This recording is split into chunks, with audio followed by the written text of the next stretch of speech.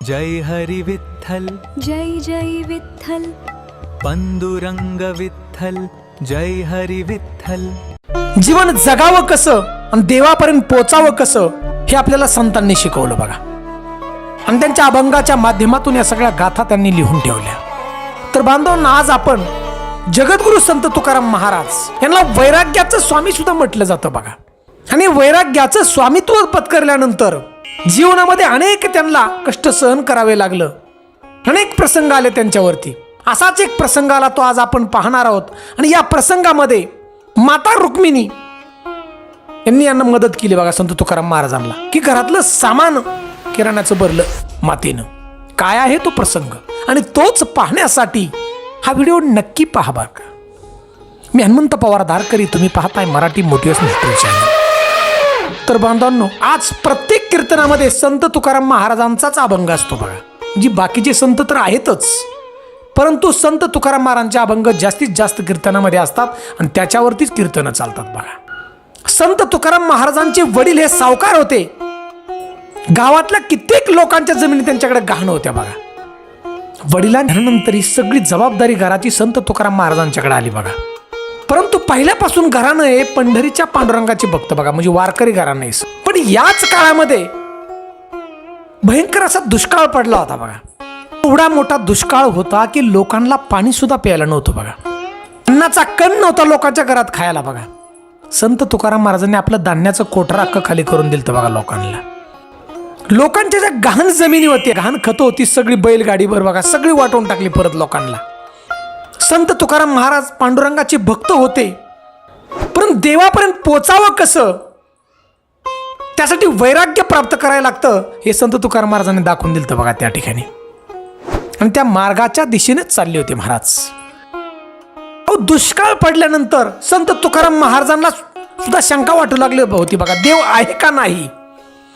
देव जर आहे तर या घटना घडतात कशा, देव आहे का नाही, मला याचा शोध घ्यायचा, असे संत तुकाराम महाराज स्वतः सांगत होते बघा. भंडारा डोंगरावरती जाऊन भगवंताचं नामस्मरण केलं आणि या नामस्मरणाच्या माध्यमातून प्रत्यक्षात देवाचं दर्शन संत तुकाराम महाराजांना झालं. नंतर त्या गावाला पाऊस सुद्धा पडला होता बघा परिसरामध्ये. म्हणजे या ठिकाणी संत तुकाराम महाराजांनी पुरावा दिलाय, देव आहे हे निश्चित.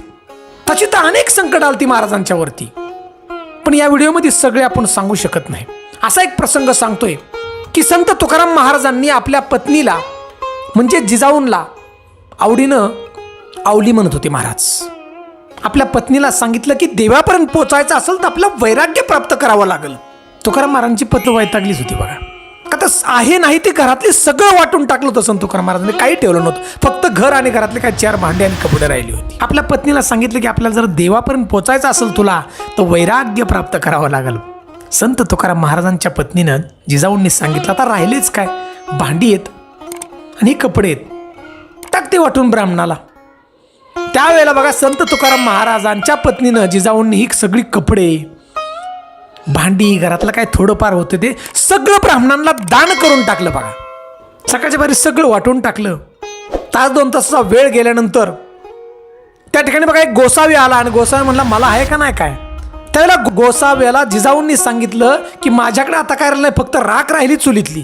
अहो तो गोसावी ती राख सुद्धा अंगाला लावा घेऊन गेला बघा चुलीतली. का आई राहिलं नाही. दुपारची वेळ होती आणि प्रत्यक्षात लक्ष्मी माता एका वयस्कर म्हातारीचं रूप घेऊन त्या ठिकाणी आली आणि जिजाऊंना विचारलं, तुझ्याकडे असणारं सगळं तू ब्राह्मणाला वाटून टाकलं, मला आहे का नाही काय. त्यावेळेला बघा एक साडी फक्त त्या ठिकाणी राहिलेली होती वाळत टाकलेली. जिजाऊन ती साडी बघा त्या वयस्कर म्हाताऱ्याला देऊन टाकली आणि ती घेऊन गेली, पुढं गुप्त झाली देवी. परंतु बांधवांनो, पोटातली भूक कधीही थांबत नाही बघा. लहान लहान मुलं होती महाराजांची, भुकीने व्याकुळ झालेली होती आणि जिजाऊंना सुद्धा भूक लागली. भूक लागल्यामुळं वैराग्य विसरून गेली जिजाई त्या ठिकाणी महाराजांनी सांगितलेलं. संत तुकाराम महाराज जय जय राम कृष्णारी जपामध्ये दंग होते हो. त्यांना कशाची भूक आणि तहान, भगवंताचं नामस्मरण.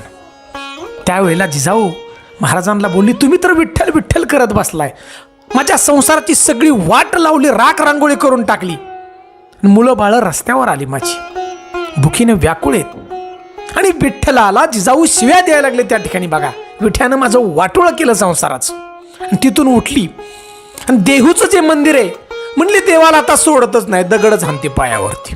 आणि दगड घेऊन त्या ठिकाणी जिजाऊ मंदिराच्या दिशेने निघाली. त्याच्या जवळ गेल्यानंतर मंदिराचं दार आपोआप लागलं बघा. जिजाऊ मंदिराच्या बाहेर, अहो भगवंताला सुद्धा काळजी पडली. आणि त्या ठिकाणी बघा प्रत्यक्ष मंदिराच्या बाहेर रुक्मिणी माता म्हणजे साक्षात लक्ष्मी जिजाऊंच्या समोर प्रकट झाल्या. देवी बघा, जिजाऊ का शिव्या देतेस तू देवाला? तुकोबांना का देतेस शिव्या? तुला काय पाहिजे? त्यावेळेला बघा जिजाऊंनी सांगितलं की सगळं आम्ही वाटून टाकलं, वैराग्य पत्करले आम्ही, मुलं बाळ आमची उपाशी आहेत आणि महाराज तर तुमचंच नाव घेतात फक्त दिवसभर, दुसरं काही नाही. तुला काय पाहिजे? रुक्मिणी मातेने विचारलं. त्यावेळेला बघा त्या ठिकाणी माझी मुलं बाळ उपाशीत सांगितल्याबरोबर रुक्मिणी मातेनं कपडे दिले त्यांना बघा, साडी, मुलांना कपडे आणि घरातला किराणाचा जो बाजार आहे प्रत्यक्ष लक्ष्मी मातेनं संत तुकाराम महाराजांच्या घरी आणून दिला बघा. म्हणजे विचार करा बांधवांनो, देवाला सुद्धा भक्ताची काळजी लागते. एवढी काळजी देवाला सुद्धा असते. कित्येक लोक आजही म्हणतात देव आहे कुठं, दिसतोय कुठं. परंतु बांधवांनो, देवापर्यंत जर पोचायचं असेल तर भक्ती आपली एकनिष्ठ लागते आणि वैराग्य पत्करावं लागतं. त्यावेळेला देव दिसतो बघा. संत तुकाराम महाराजांच्या जीवनातील असे अनेक प्रसंग मी आपल्याला सांगेल की वैराग्य म्हणजे नक्की काय. अशा अनेक प्रसंग आहेत. छत्रपती शिवाजी महाराजांनी सुद्धा संत तुकाराम महाराजांची एकदा परीक्षा घेतली होती बघा. महाराज आंघोळ करत होते, दगडावरती माणिक मोती नेऊन ठेवलं होतं बघा, की ज्या ठिकाणी संत तुकाराम महाराजांनी आपले कपडे ठुलती, धोतर वगैरे ठुलतं त्या ठिकाणी. माघारी आंघोळ करून महाराज आले आणि त्या ठिकाणी छत्रपती शिवाजी महाराज आणि त्यांचं सैन्य एका साईडला थांबलं होतं दिशेनंच. संत तुकाराम महाराजांनी ते जे माणिक मोती होती बाजूला सारलं आणि त्या ठिकाणी कुणी हे दगडी ठेवल्या त्या ठिकाणी म्हणले बघा. म्हणून तर बांधवांनो, संत तुकाराम महाराजांना वैराग्याचं स्वामी म्हटलं जातं. म्हणून आजही आपल्या जीवन जगताना संत तुकाराम महाराजांच्या अभंगातले जे विचार आहेत साधे सोपे, ते आपल्याला नक्की उपयोगी पडतील बघा. म्हणून देवापर्यंत पोचायचं असेल तर हे विचार आपल्याला उपयोगी पडतात. बांधवांनो, जीवनामध्ये कितीही संकट आली, मनापासून जर भक्ती असेल तर देव तुम्हाला कुठल्या ना कुठल्या रूपात येऊन मदत करणार बघा. प्रत्यक्षात नाही आला ना तर कुठल्या ना कुठल्या रूपात येणार आणि तुम्हाला नक्की मदत करणार बघा. सुंदर असा हा तुकाराम महाराजांच्या जीवनातील हा प्रसंग आहे. तो जर आपल्याला आवडला असेल ना तर आमच्या चॅनलला नक्की लाईक करा. आपण चॅनलवरती प्रथम असाल तर नक्की सबस्क्राईब करा, बेल घंटीचं बटन दाबा, म्हणजे अशी नवनवीन व्हिडिओ आध्यात्मिक खरी माहिती आपल्यापर्यंत त्वरित पोहोचेल. आणि आम्हाला कमेंट म्हणून जय जय राम कृष्ण हरी असे एक कमेंट नक्की द्या बघा. आणि हा जो व्हिडिओ आहे आपण कुठल्या गावातून पाहतात त्या गावाचं आम्हाला नक्की नाव शेअर करा बघा. कारण आपल्या गावाबद्दल आपल्याला अभिमान हा निश्चित असतो आणि आम्हाला सुद्धा आहे. जय हिंद, जय भारत.